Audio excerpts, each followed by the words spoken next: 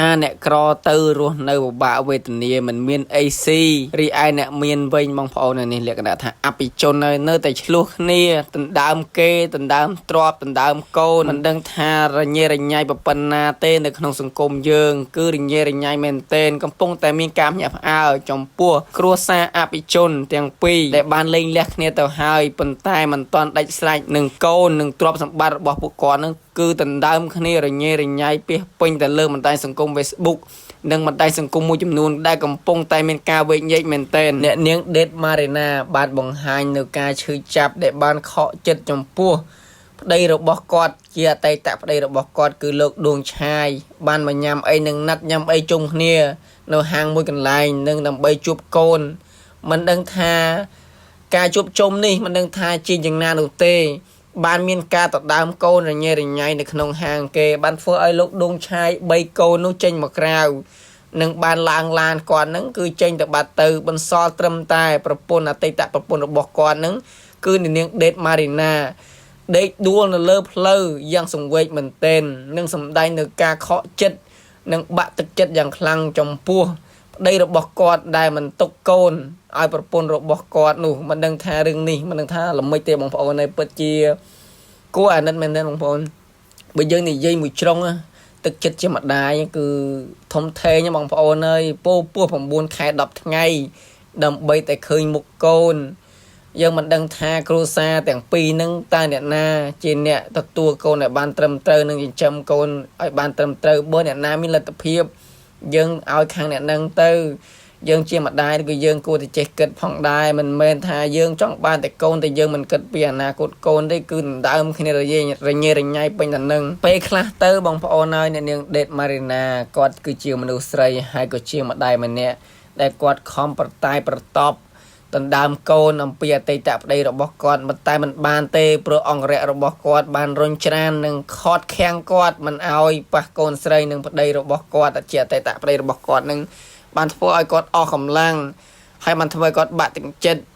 គឺគាត់មិនអាចទៅថាយកកូនស្រីរបស់គាត់ពីប្តីរបស់គាត់បានគាត់បានដេកដួលសន្លប់នៅលើចិញ្ចើមផ្លូវដែលជាផ្លូវសាធារណៈបងដែរក៏បានបញ្ជូនគាត់ទៅកាន់មន្ទីរពេទ្យផងដែរបងប្អូនហើយពិតជា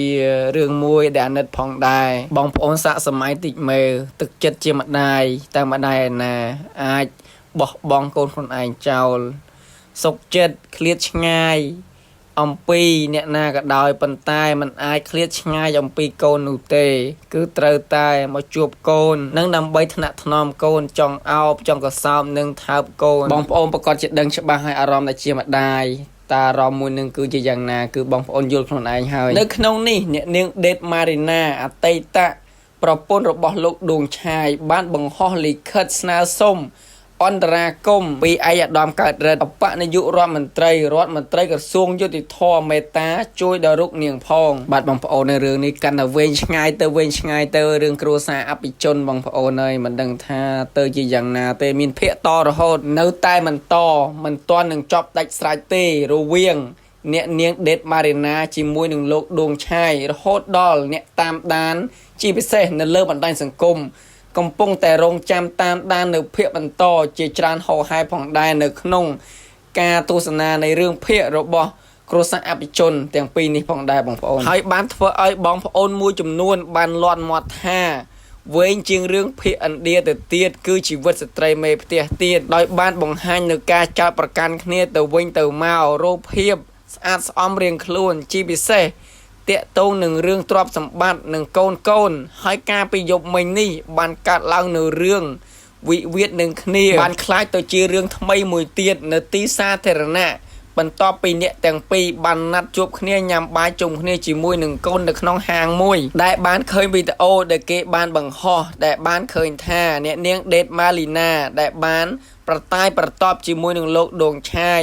បានឃើញលោកដួងឆាយបានពោកូនចេញមកក្រៅចូលទៅក្នុងឡានរបស់គាត់ចំណែកឯអ្នកនាងដេតម៉ាលីណាវិញបានទាញយកធុងសម្រាមគប់ទៅលើឡានរបស់គាត់ពីរ3ដងបន្ទាប់មក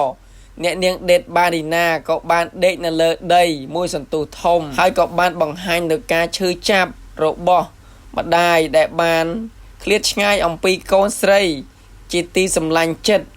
ក្រោយបានឃើញលោកដួងឆាយបានបើកឡានយកកូនស្រីចេញទៅបាត់ស្រមោលឆឹងបន្ទាប់មកក៏បានឃើញអ្នកនាងដេតម៉ាលីណាក៏បានបង្ហោះលិខិតភ្ជាប់ជាមួយនឹងរូបថតដែលបានដេកពេទ្យដោយបានរៀបរាប់ថានាងខ្ញុំសូមអង្វរសូមជូនចំពោះឯកឧត្តមកើតរិទ្ធបនាយករដ្ឋមន្ត្រីក្រសួងយុតិធម៌មេត្តាជួយអន្តរាគមន៍ជួយរូបនាងខ្ញុំផងបាទបងប្អូនអញ្ចឹងបានថាអ្នកមានលុយមានឡានមានផ្ទះវិឡាស្កឹមស្កាយម៉ាស៊ីនត្រជាក់ដេកលក់ស្រួលហើយប៉ុន្តែសេចក្តីសុខនោះគឺមិនមានទេបងប្អូនហើយនេះបានថាជីវិតរបស់យើងមួយគឺវាមិនដូចគ្នានោះទេអ្នកខ្លះទៅមានក៏សុខស្រួលអ្នកក្រខ្លះមានក៏លំបាកអ្នកក្រខ្លះមានក៏សុខស្រួលវាមិនអាចកំណត់ជីវិតបាននៅទេបងប្អូនហើយនៅក្នុងរឿងនេះផងដែរក៏មានតែរងចាំទៅទស្សនានៅភាគបន្តទៀតតែប៉ុណ្ណោះទេបងប្អូនសូមអរគុណ